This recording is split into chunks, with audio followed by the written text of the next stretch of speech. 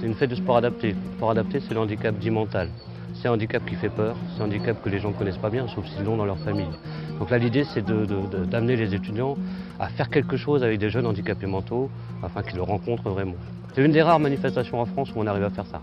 C'est-à-dire qu'on a quasiment un étudiant par jeune qui peut vraiment faire les activités, les sports avec lui. Voilà. C'est très motivant pour le jeune et pour l'étudiant. Pour les deux, c'est un élément de motivation essentiel. Ils le font chacun pour l'autre. La première mission, c'est d'arriver à ce que la population ait un autre regard sur les personnes, qu'il y ait beaucoup de mixité aussi, c'est-à-dire qu'il y ait des personnes avec handicapés, mais des valides, qui est vraiment un travail d'ouverture par rapport à toutes les populations qu'on peut avoir ensemble. Au début, je voulais pas trop parce que j'avais peur, donc je voulais pas affronter le regard des autres. Je trouve qu'ils sont assez souriants. J'avais des a priori forcément, que ce soit des personnes renfermées, qui parlent pas.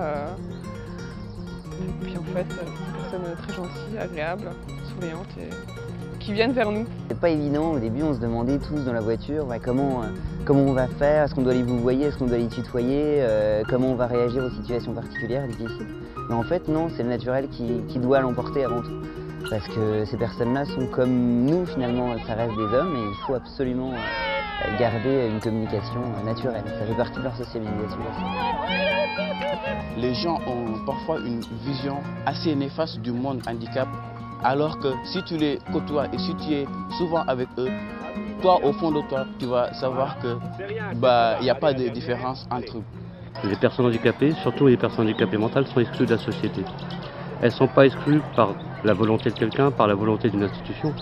C'est-à-dire que les personnes handicapées, surtout mentales, ne sont pas capables, elles-mêmes, de décider tout dans leur vie, de faire des loisirs, de dire tiens je vais aller faire un match de foot, je vais aller au cinéma, etc. Ou je vais participer à une fête. Donc il faut que nous on leur tende la main. C'est pas une corvée pour nous d'être là, c'est vraiment quelque chose qui nous fait plaisir à nous aussi, mais pour que ce soit un plaisir, faut qu'il y ait un réel échange et pas juste que ça vienne de nous en fait. Oui, ça fait partie aussi du vivre ensemble, c'est-à-dire pouvoir échanger, pour pouvoir, alors aussi bien pour les personnes elles-mêmes que les accompagnants, les familles. C'est un grand moment, un moment de vie où on partage beaucoup. Pas le seul objectif, mais l'objectif vraiment principal, c'est ça. C'est de mettre les gens en situation de se rencontrer vraiment. Et de les mettre en situation d'une rencontre magique, si possible. Donc inattendue, parce que c'est pas souvent qu'on a l'occasion, quand on est handicapé, de rencontrer des étudiants et vice-versa. Donc voilà. Et puis, des choses qu'ils font pas tous les jours non plus. Le sport, la kermesse, tout ça, c'est bien. Voilà, c'est la rencontre vraiment avec un grand air. Donc l'idée, c'est aussi, à côté de ça, de créer une association étudiante d'accompagnement.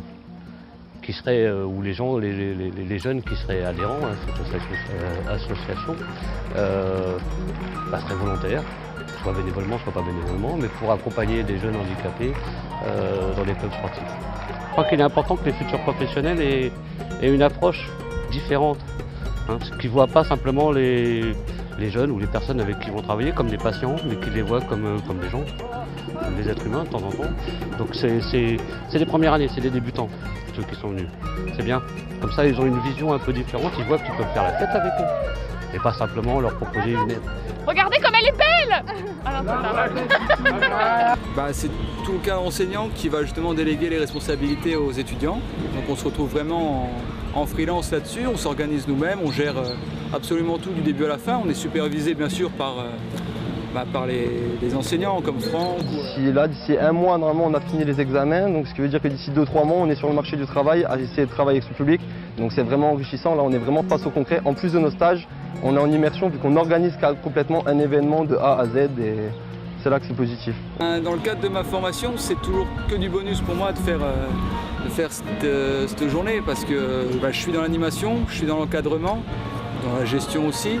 De plus, dans les activités physiques, aujourd'hui tout tourne autour du sport. Donc c'est le meilleur moyen pour pouvoir développer mes compétences, également me faire connaître, ça me permet de développer mon réseau et aussi me faire plaisir parce que c'est ma passion. Tout ce qui est milieu de la santé, tout ce qui est milieu des activités physiques, c'est ma passion. Donc les deux sont réunis, je Je suis comblé aujourd'hui de ma journée, quoi. Je suis fatigué, mais je suis comblé. On a envie quand même vraiment que ça se développe. On a envie comme c'est quelque chose de régional au niveau des personnes handicapées, même des étudiants, faire une session à Nancy, oui, ça nous plairait bien, ou ailleurs, hein, à Épinal ou peu importe. Oui, ça nous plairait bien d'élargir un peu et de faire ça. Mais c'est positif pour tout le monde de se retrouver dans un état de dynamique de groupe comme ça, il y a un effet de masse et ça attire aussi beaucoup de monde de l'extérieur.